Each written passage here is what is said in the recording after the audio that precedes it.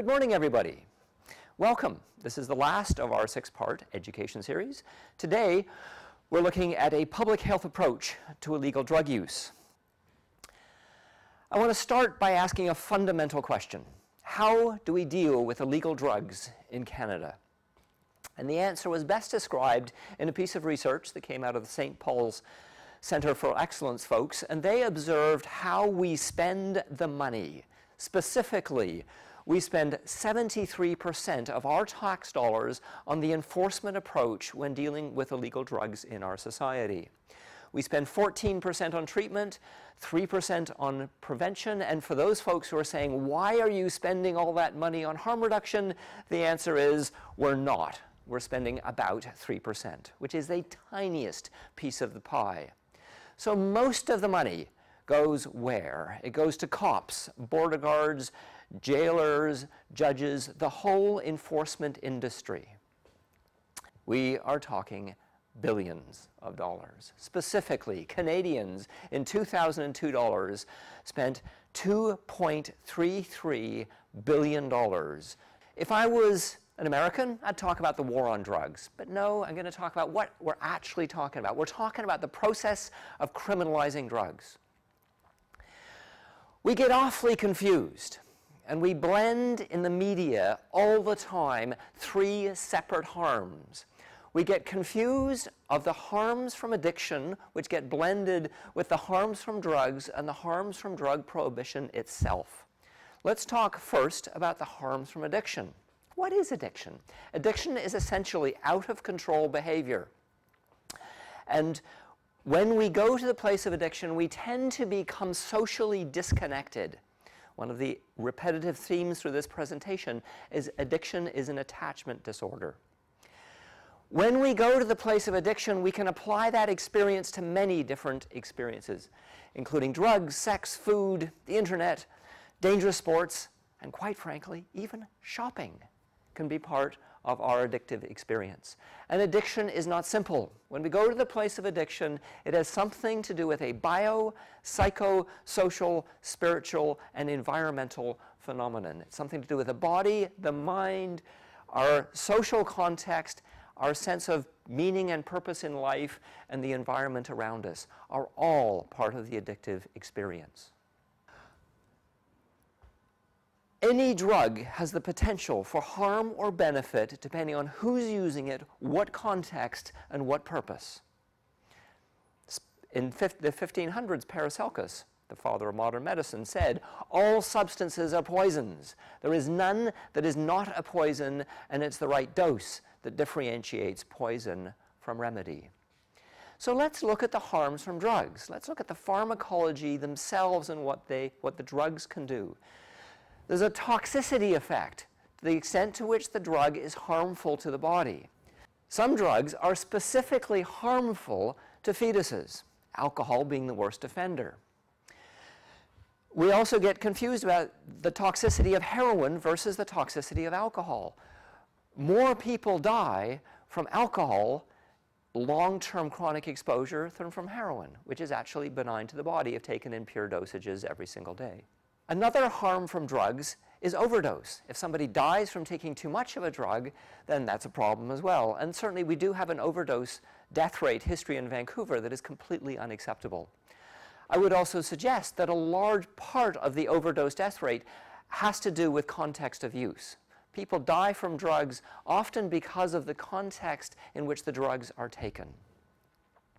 And often it's combinations of drugs that create a death toll in our city in terms of overdose deaths. Also, aggression certainly is an outcome of some people's drug experience. The most common offender in terms of drugs, in terms of that behavior, is alcohol. Now let's look at the harms from drug prohibition.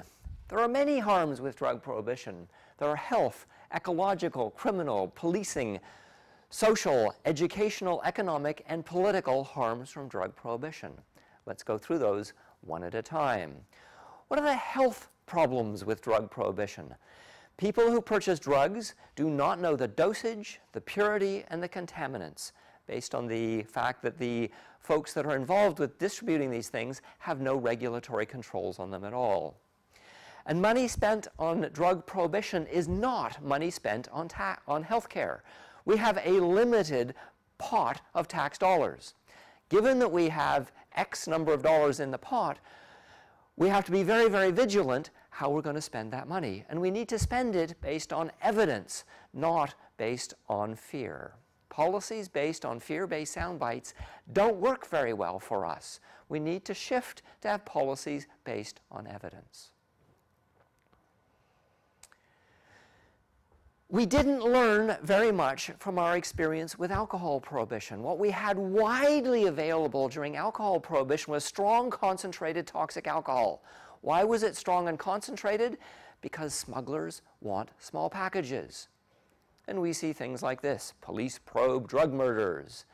And the proliferation of guns in this province has something to do with the process of prohibition, because people need the tools of violence to protect the drugs, and the tools of violence are guns. Deadly violence after gang bust. Ah, interesting. When I've done this presentation with a cop, what that person has observed is that when they bust people, what it does, it creates a business opportunity that people fight over. So the police intervention in the process tends to create worse problems in terms of violence. The best summary slide that I've ever seen is this one, and it just simply says, we have an out-of-control process here. The drug war affects policing. Specifically, the tactics police have to use are more intrusive when dealing with drugs than any other crime.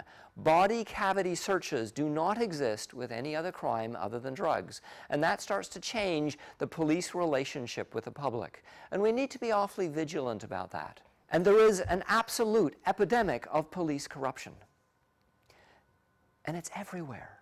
In all police departments, to have guys running into rooms full of unmarked cash is a huge problem for the ethics and the integrity of police departments. Now, it's curious, because I did this presentation to the entire management of the Vancouver Police Department. And I sweated a bit before I did that presentation, because to talk about police corruption here and not talk about it there would be hugely unethical. So I plucked up my courage and I said to them what I'm saying to you, and then I looked around the room. And what I got was about 35 guys that looked at the floor and shuffled their feet. And what I talked about was the fact that in all police departments, it's a real problem for them. Because what happens is there's always unmarked cash. And guys, supervisors, will have new employees who really want to participate and do well and please their supervisors. They'll walk into a room and they'll be handed a bunch of cash. The moment they put that cash in the pocket, they become part of a process they cannot back out of. And it's hugely difficult for them. And Gil Pewter, who was a Vancouver cop, had a terminal illness. He had cancer. And he realized he was going to die. So he had nothing left to lose, quite frankly. So he started to speak the truth. And he got up on the podium and he talked about the stain on our badge of honor. That was the name of his talk. And he talked about drug prohibition being the stain on our badge of honor. And he talked about how incredibly destructive it was to have this process that was damaging to their credibility. Because we need cops. Cops are important. And they need to be honored and respected. And they need to play a very important role in our society as leaders. And if there's a problem going on with this process, it hurts them and therefore it hurts us. We've certainly asked the question in our city, and we've asked it repetitively, of who polices the police. And we have some trouble with that because the police police the police. So that doesn't work very well. So police investigating complaints against themselves is a problem, and we've acknowledged that.